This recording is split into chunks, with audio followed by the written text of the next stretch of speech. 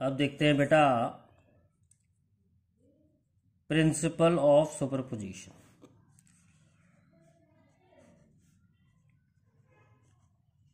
Principle of superposition,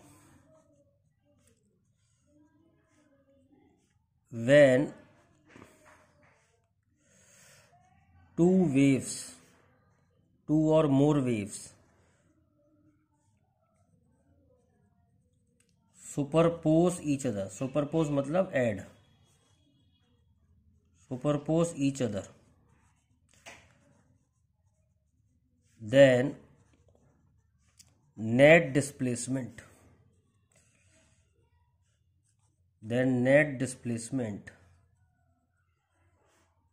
is sum of individual displacement।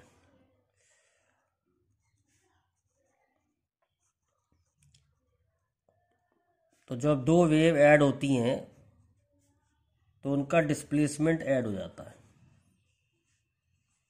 दो और दो से ज़्यादा वेव। तो हम आपको दो वेव ऐड करके दिखाएंगे।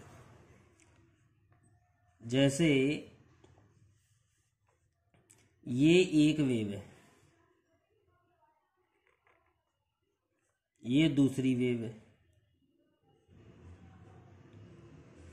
इसका डिस्प्लेसमेंट y2 है, इसका डिस्प्लेसमेंट y1 है। तो जो नई वेव ऐड होगी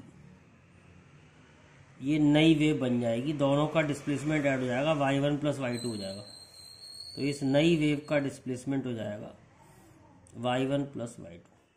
इन दोनों में कोई फेस डिफरेंस नहीं है, मतलब जो फेस नीचे ऊपर वाली वेव का है वही नीचे वाली वेव का है, there is no phase difference. तो ये है इन फेस। तो इन फेस में अगर ऐड होती है तो डिस्प्लेसमेंट जो है बढ़ जाता है। अब दूसरा केस देखते हैं। जैसे ये एक वेव है, ये दूसरी वेव है, इन दोनों का जो फेस डिफरेंस है वो 180 है। कितना फेस डिफरेंस है? 180। तो y2 नीचे है, y1 ऊपर है, तो इसमें माइनस हो जाएगा, ये नेट वेव आएगी तो डिस्प्लेसमेंट कम हो जाएगा, ये रह जाएगा y1 माइनस y2, इसका डिस्प्लेसमेंट रह जाएगा y1 माइनस y2, तो कम हो जाएगा। ये है अपोजिट फेस में। तो अपोजिट फेस में डिस्प्लेसमेंट माइनस हो जाता है और सेम फेस में डिस्प्लेसमेंट ऐड हो जाता है। असल में इन पे आप चाहो तो वेक्टर भी लगा सकते हो। तो net displacement is sum of individual displacement. तो हमने देखा कि एम्पलीट्यूड बढ़ भी सकता है और कम भी हो सकता है। जब एम्पलीट्यूड बढ़ेगा तो इंटेंसिटी बढ़ जाएगी। इंटेंसिटी और एम्पलीट्यूड में रिलेशन होती है I is equal to 2 pi square N square A square rho V. तो इंटेंसिटी ऑफ लाइट एम्पलीट्यूड के स्क्वायर पर डिपेंड करती है।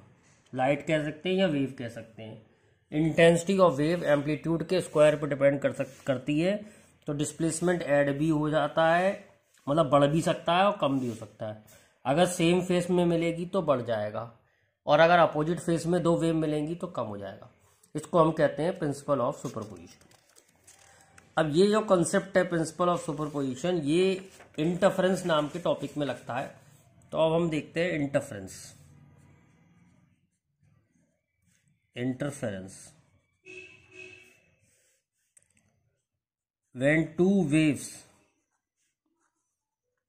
when two waves having same frequency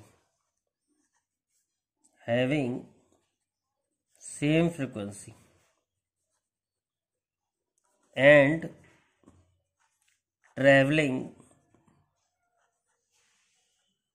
in opposite direction, traveling in same direction,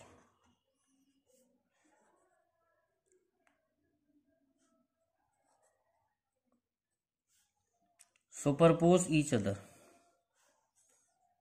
superpose मतलब add, superpose each other, then at some places on screen intensity become maximum and at other places intensity become minimum. The phenomena is called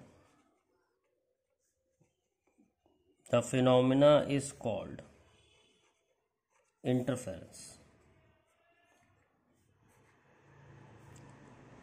Alternate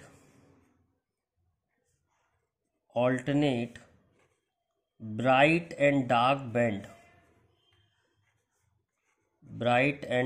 band are formed on screen, which is called interference pattern.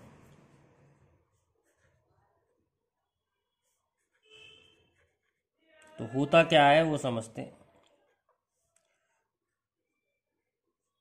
जैसे दो slits हैं, यानी दो whole है, इसमें से wave जा रही है, दो वेव जा रही हैं, तो स्क्रीन पर जो है एक पैटर्न बन जाएगा ब्राइट डार्क का, जहाँ ये वेव मिलेंगी। जब ये वेव सेम फेस में मिलेंगी तो ब्राइट बन जाएगा, और जब ये वेव अपोजिट फेस में मिलेंगी तो डार्क बन जाएगा। तो स्क्रीन पर एक पैटर्न बन जाएगा ब्राइट डार्क का, इसको हम इंटरफेरेंस कहते हैं। अब ऐसा होता क्या है, इसके पीछे मैथमेटिक्स क्या है, कब ब्राइट बनेगा कब डार्क बनेगा, उसका क्या रीजंस हैं। तो हम देखते हैं mathematical theory of interference. Mathematical theory of interference. जैसे y1 is equal to a1 sine of omega t minus k x, एक वेव है, और दूसरी वेव भी सेम डायरेक्शन में जा रही है, उसका एम्पलीट्यूड a2 है। a2 sine of omega t minus k x plus 5 phase difference है। फेज डिफरेंस दोनों वेव में पाथ डिफरेंस की वजह से आता है। क्या मतलब है इस बात का? जैसे एक वेव इधर जा रही है, एक वेव इधर जा रही है, तो इनके रास्ते में कुछ डिफरेंस है, इतना एक्स्ट्रा ये चल रही है, तो इसे कहते हैं पाथ डिफरेंस। तो पाथ डिफरेंस से फेज डिफरेंस क्रिएट होता है, ये फार्मूला है। और फेज डिफरेंस की वजह से इंटेंसिटी बदलेगी स्क्रीन पर। समझो, दो वेव दो स्लिट में से निकल रही हैं और स्क्रीन पर मिल रही हैं। स्क्रीन पर ये हर एक पॉइंट पर मिलेंगी। जब ये स्क्रीन पर हर एक पॉइंट पे मिलेंगी, ऐसा नहीं है एक ही वेव जा रही है, बहुत सारी वेव जा रही हैं, स्क्रीन पर मिलेंगी। मान लो दो वेव मिल गई स्क्रीन पर, यहाँ पर जब ये दो वेव स्क्रीन पर मिलेंगी तो इनके बीच में पाथ डिफरेंस है, पाथ डिफरेंस से फेज डिफरेंस आएगा, फेज डिफरेंस से इनका एम्पलीट्यूड चेंज होगा, और एम्पलीट्यूड चेंज होने से इंटेंसिटी चेंज होगी, और इंटेंसिटी चेंज ऐसे होगी ब्राइट डार्क। तो इस पैटर्न को हम कहते हैं इंटरफेरेंस पैटर्न, और फिनोमेना को कहते हैं इंटरफेरेंस। तो हमने इसमें सुपरपोजिशन प्रिंसिपल लगाया, y is equal to y1 plus y2। तो y is equal to a1 sine of omega t minus k x एक इक्वेशन है, और a2 sine of omega t minus k x plus 5 दूसरी equation है। इसको a और इसको b मान लिया है, तो साइन a प्लस बी के फॉर्मूले से खोलेंगे। साइन a प्लस बी होता है sine a cos b plus cos a sine b। इस फॉर्मूले से इसे खोलेंगे सेकंड वाले उसको, तो y आ जाएगा a1 sine of omega t minus k x plus A2, इसको खोल रहे हैं साइन ए प्लस बी के फॉर्मूले से, sine of omega t minus k x cos phi plus cos of omega t minus k x sine phi. अब sine omega t minus k x इसमें भी है, sine omega t minus k x इसमें भी, common ले लिया तो इधर बचेगा A1, इधर बचेगा A2 कॉस फाई। क्या कॉमन लिया था? Sign omega t minus k x common लिया था। A2 साइन फाई दूसरा टर्म बचेगा और संग में आएगा cos omega t minus k x. निकालना क्या है हमें निकालना है नेट एम्पलीट्यूड कितना होगा। हमें क्या निकालना है? नेट एम्पलीट्यूड कितना होगा, क्योंकि इंटेंसिटी एम्पलीट्यूड पर डिपेंड करती है। तो आपको कुछ सपोज करना पड़ेगा इसके लिए। इसको मान रहा हूं A cos theta, A1 plus A2 cos phi को मान रहा हूं A cos थीटा। अब कहोगे ये क्यों मान रहे हैं? बेटा ये सॉल्व करने के लिए मानना ही पड़ता है। हमें एम्पलीट्यूड का टर्म निकालना है तो इसमें छोटी सी मैथमेटिक्स लगेगी। A2 साइन फाई को हमने A साइन थीटा माना, ये मानना पड़ेगा बेटा। बहुत बच्चे पूछते हैं सर आपको कैसे पता ये मानना पड़ेगा? बेटा प्रैक्टिस से सब पता लग जाता है, मैथ्स है, इसमें हमें नेट एम्पलीट्यूड निकालना है। तो नेट एम्पलीट्यूड ने A बाहर आ गया, ये फॉर्मूला बन गया दोबारा से, sign omega t minus k x cos theta cos omega t minus k x sine theta, दोबारा से फॉर्मूला बन गया साइन ए प्लस बी का। तो sign omega t minus k x plus theta. तो हमने देखा कि जब दो वेव ऐड होती हैं तो नेट एम्पलीट्यूड ए आएगा। अब हम इस ए को निकालेंगे, ये कितना आएगा, और ये हम निकालेंगे कि कितना आएगा। ये जो हमने सपोज किया है उससे हम निकालेंगे कितना एम्पलीट्यूड आएगा नेट। अब देखिए हमने सपोज क्या किया था, हमने माना था A1 plus A2 cos phi को हमने माना था A कॉस थीटा, और हमने A2 साइन फाई को माना था बेटा A साइन थीटा। दोनों को स्क्वायर करके ऐड कर लो, A1 plus A2 cos phi का square plus A2 sine phi का square is equal to A square cos square theta plus A square sine square theta. तो इसको हम दोनों तरफ स्क्वायर करके ऐड कर लिया है, तो ये आ रहा है term A1 square plus 2A1 A2 cos phi plus A2 square cos square phi plus A2 square sine square phi is equal to cos square theta sine square theta 1 होता है, is equal to A square. ऐसे ही यहाँ पर cos square phi plus sine square phi 1 आ जाएगा, तो A1 square, इसमें से मैं अगर A2 स्क्वायर बाहर ले लूँ तो cos square phi plus sine square phi बचेगा 1 हो जाएगा, plus A2 square plus 2A1 A2 cos phi is equal to A square. तो A की वैल्यू आ रही है A1 square plus A2 square plus 2A1 A2 cos phi. तो हमने देखा दो वेक्टर जिस तरीके से ऐड होते थे उस तरीके से ही दो एम्पलीट्यूड ऐड होंगे वेव के। क्या फर्क है? बस वहां पर दो वेक्टरों के बीच का एंगल, वेक्टर के बीच का एंगल था, यहां पर फेस डिफरेंस जो है वो आ गया है। तो A1 square plus A2 square plus 2A1 A2 cos phi, तो ये फॉर्मूला होगा। और अगर मैं इस फार्मूले को ऐसे भी लिखूं A1 square plus A2 square plus 2A1 A2 cos phi, ऐसे भी लिख सकते हैं।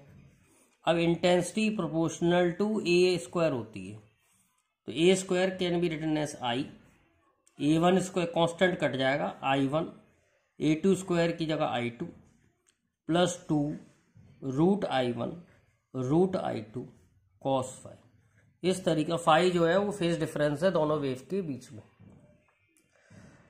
अब हम मैक्सिमम इंटेंसिटी निकालेंगे, मिनिमम इंटेंसिटी निकालेंगे और सॉल्व करेंगे। देखो सपोज फाई में 0 ले लूं, मान लो फेस डिफरेंस है ही नहीं, फेस डिफरेंस 0 है, तो कॉस फाई यानी कॉस 0 की वैल्यू 1 आएगी मैक्सिमम, तो एम्पलीट्यूड भी मैक्सिमम आएगा। तो ए मैक्सिमम आ जाएगा A1 square plus A2 square plus 2A1 A2 cos phi की जगह 1 का रूट। सॉल्व करोगे इसे तो ये आ जाएगा A1 प्लस A2 का square, further A1 plus A2। इसी तरह से अगर फाई फेज डिफरेंस 180 हो तो कॉस 180 की वैल्यू सबसे कम होती है -1, तो ए की वैल्यू मिनिमम आ जाएगी। तो ए मिनिमम आ जाएगा आपका A1 square plus A2 square minus 2A1 A2। Solve करेंगे तो ये आ जाएगा, सॉल्व करके A1 माइनस A2 का स्क्वायर का रूट, यानी कि A1 माइनस A2। मॉड लगा दें क्योंकि रूट कभी नेगेटिव नहीं होता। तो अपना एक पास एक फार्मूला आ गया, A max upon A minimum is equal to A1 plus A2 upon A1 minus A2 का मॉड। और क्योंकि इंटेंसिटी स्क्वायर ऑफ एम्पलीट्यूड होती है तो हम कह सकते हैं कि I max upon I minimum A1 plus A2 upon A1 minus A2 का स्क्वायर होगी। दूसरा, इंटेंसिटी क्योंकि एम्पलीट्यूड का स्क्वायर है तो I1 upon I2 A1 upon A2 का स्क्वायर भी होगी। तो ये फार्मूले इकट्ठे होते जा रहे हैं न्यूमेरिकल सॉल्व करने के लिए। बहुत सारे न्यूमेरिकल सॉल्व कर सकते हैं इन फॉर्मूलों से, आप अभी दिखाएंगे भी आपको न्यूमेरिकल। तो इस तरीके से हमने इंटेंसिटी मैक्सिमम, इंटेंसिटी मिनिमम, इनके फार्मूले निकाल लिए। एक और फार्मूला भी निकालते हैं इंटेंसिटी का। हमने निकाला था I is equal to I1 plus I2 plus 2 root I1 root I2 cos phi. Intensity का वेरिएशन है ये।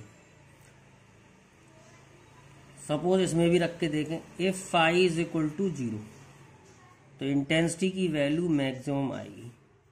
तो कितनी आएगी, I1 plus I2 plus 2 root I1 root I2 cos 0 की जगह 1। तो ये सॉल्व करके आ जाएगा root I1 plus root I2 का square. If phi is equal to 180 ले तो कॉस 180 -1 होगा, तो इंटेंसिटी की वैल्यू मिनिमम आएगी। I1 plus I2 minus 2 root I1 root I2। Solve करके देखेंगे तो ये आ जाएगा root I1 minus root I2 का स्क्वायर। तो हमने देखा एक फार्मूला और मिल गया हमें, I max upon I minimum is equal to root I1 plus root I2 upon root I1 minus root I2 का स्क्वायर। एक बात और बता दें, I max upon I minimum कहाँ मिल रहे हैं, स्क्रीन पर। तो हम इसे ये भी कह सकते हैं intensity ratio in interference pattern. Interference में मिल रहे हैं ये मैक्सिमम और मिनिमम इंटेंसिटी, तो intensity ratio in interference pattern भी कह सकते हैं। और I1 अपॉन I2 को केवल इंटेंसिटी रेशियो कहते हैं।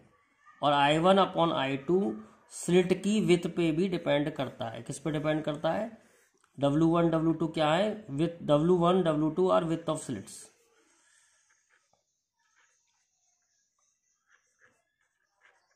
Width of slit W1 W2 और विड्थ ऑफ स्लिट। ये फार्मूले आपके न्यूमेरिकल सॉल्व करने के काम आएंगे, जितने फार्मूलों पे मैंने डब्बा बना दिया है।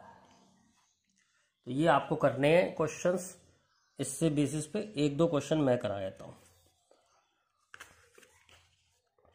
एक बार इंटरफेरेंस को समराइज कर लेते हैं, उसके बाद मैं आपको क्वेश्चन कराऊंगा। अब इंटरफेरेंस में हो क्या रहा है, देखो ये S1 है, ये S2 है। जैसे ये स्क्रीन है, स्क्रीन का सेंटर है, यहां से एक वेव गई, यहां से एक वेव गई, कोई भी पाथ डिफरेंस नहीं है, तो फाई 0 हो गया। फाई 0 हो गया तो इंटेंसिटी मैक्सिमम हो गई, तो यहाँ पर इंटेंसिटी मैक्सिमम होगी और यहाँ पर ब्राइट बैंड बनेगा। ब्राइट बैंड क्यों कह रहे हैं? सपोज मैंने रेड लाइट यूज करी तो यहाँ पर रेड की मैक्सिमम लाइट होगी। फिर हम और आगे गए, सपोज एक ये पॉइंट ले लिया, इसमें पाथ डिफरेंस इतना है कि फेज डिफरेंस जो है पाई का आ गया। ध्यान से सुनो, पाथ डिफरेंस इतना है इन वेव के अंदर कि फेज डिफरेंस पाई का आ गया। यहां पर फेज डिफरेंस पाई का आ गया मान लो, अभी आगे समझ में आएगा और डिटेल में समझाएंगे। मान लो फेज डिफरेंस पाई का आ गया, तो यहां पर फेज डिफरेंस पाई का आ गया तो मिनिमम इंटेंसिटी रहेगी, मिनिमा या मिनिमम इंटेंसिटी, यहां बनेगा डार्क। तो अभी आगे एक्सपेरिमेंट में देखेंगे कि ऐसे ऑल्टरनेट बनते हैं, ब्राइट डार्क, फिर ब्राइट, फिर डार्क। तो इस पैटर्न को हम इंटरफेरेंस कहते हैं। क्यों हो रहा है? इसलिए हो रहा है क्योंकि पाथ डिफरेंस बदल रहा है। पाथ डिफरेंस बदल रहा है, हर पॉइंट के लिए पाथ डिफरेंस कुछ और होगा। जैसे इस पॉइंट के लिए पाथ डिफरेंस कुछ और होगा, मान लो पाथ डिफरेंस 2 पाई है और cos 2 पाई की वैल्यू 1 होती है, cos 2 पाई की वैल्यू 1 होती है, यानी मैक्सिमम बनेगा यहाँ पर ब्राइट। तो ये सारा खेल इस बात पे टिका हुआ है कि पाथ डिफरेंस कितना है। पाथ डिफरेंस चेंज होगा, फेज डिफरेंस चेंज होगा, फेज डिफरेंस चेंज होगा, इंटेंसिटी स्क्रीन पर बदलेगी। तो ये आगे हम दिखा पाएंगे कि ये जो पैटर्न है कुछ इस तरीके से बनता है, bright dark, bright dark, bright dark, bright dark. इसी को हम कहते हैं इंटरफेरेंस पैटर्न और फिनोमेना को कहते हैं इंटरफेरेंस। इंटरफेरेंस की शर्त होती है, एक तो बहुत इंपॉर्टेंट शर्त है कि लाइट जो है ना एक ही कलर की होनी चाहिए, मोनोक्रोमेटिक। ये सब आगे पढ़ाया जाएगा डिटेल में। मोनोक्रोमेटिक कलर की लाइट होनी चाहिए। दूसरा, phi should remain constant with time, phi बदलना नहीं चाहिए, phi should remain constant with time. मतलब फेज डिफरेंस जो है टाइम के संग बदलना नहीं चाहिए, नहीं तो इंटरफेरेंस होगा ही नहीं। तो ये कैसे कर पाते हैं ये आगे हम आपको यंग डबल स्लिट में पढ़ाएंगे। पहले क्वेश्चन देखते हैं। Intensity ratio in interference pattern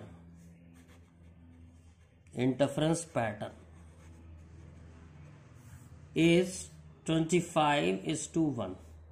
Find ratio of amplitude and ratio of intensity of a wave। ध्यान रखना, ये इंटेंसिटी ऑफ वेव का रेशियो नहीं है, intensity ratio in interference pattern है। Intensity ratio in interference pattern होता है I max upon I minimum. ध्यान रखें, तो हमें क्या दे रखा है, I max upon I minimum हमको दे रखा है 25:1 और ये होता है A1 plus A2 upon A1 minus A2 का स्क्वायर। तो अंडर रूट ले लो, 5 is equal to A1 plus A2 upon A1 minus A2। तो 5A1 minus 5A2 is equal to A1 plus A2। तो 4A1 is equal to 6A2। तो A1 upon A2 की value आ रही है 3/2। तो ये तो एम्पलीट्यूड का रेशियो आ गया। और इंटेंसिटी का जो रेशियो होता है वो स्क्वायर ऑफ एम्पलीट्यूड होता है, A1 अपॉन A2 का स्क्वायर। तो ये आ जाएगा 3/2 का स्क्वायर इज इक्वल टू 9/4। तो इस तरीके के क्वेश्चन एग्जाम में आते हैं। मैक्सिमम मिनिमम इंटेंसिटी निकालने को भी आ सकता है और आपको मैक्सिमम मिनिमम इंटेंसिटी देगा तो इंटेंसिटी रेशियो निकालने को भी आ सकता है। एक और एग्जांपल देखते हैं बढ़िया सा। Ratio of width of slit. width of slit is 4:1. Find ratio of maximum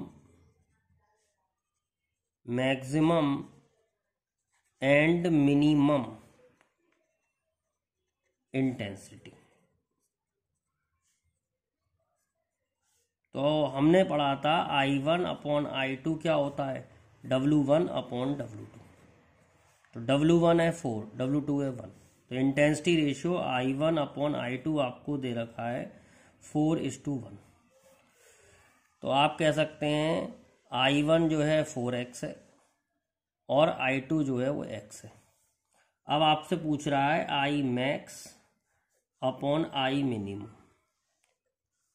तो ये क्या होता है, √I1 plus √I2 upon √I1 minus √I2 का स्क्वायर। सॉल्व करने के लिए √I1 को रख देंगे 4x, √I2 को रख देंगे x, I2 को x रख दिया, इसमें रख दिया 4x माइनस √x का स्क्वायर। सॉल्व करोगे 4 का रूट हो जाएगा 2, 2 + 1 अपॉन 2 - 1 का स्क्वायर। आंसर आ गया 9:1। तो इस तरीके के न्यूमेरिकल एग्जाम में आ सकते हैं आपके। एक और बढ़िया न्यूमेरिकल देखते हैं, कई बार बोर्ड में। नेक्स्ट क्वेश्चन देखते हैं। If two waves having intensity I0 meet each other with phase difference 5, show that net intensity is 4I0 cos² 5I2। तो हम फॉर्मूला लगाते हैं नेट इंटेंसिटी का। I = I1 + I2 + 2 √I1 √I2 cos 5। अब एक wave की इंटेंसिटी I0 बता रहा है, तो I1 की जगह I0, I2 की जगह I0 + 2 √I0 √I0 cos 5। तो I = I0 हो गया 2I0 और √I0 भी हो गया I0, यानी कि 2I0 cos 5। इसमें से हमने I0 बाहर ले लिया, 2I0 बाहर ले लिया, क्या बचा अंदर 1 + cos 5। 1 + cos 5 कितना होता है, 1 + cos 5 होता है 2 cos² 5/2। तो सॉल्व करके आ गया 4I0 cos² 5/2। तो इस तरीके से अगर हमें फाई मालूम है तो हम नेट इंटेंसिटी निकाल सकते हैं, लेकिन ये फॉर्मूला जब ही लगेगा जब दोनों वेव की इंटेंसिटी सेम हो। ये फॉर्मूला जब ही लगेगा जब दोनों वेव की इंटेंसिटी सेम हो, नहीं तो जनरल फॉर्मूला लगाओ हमेशा।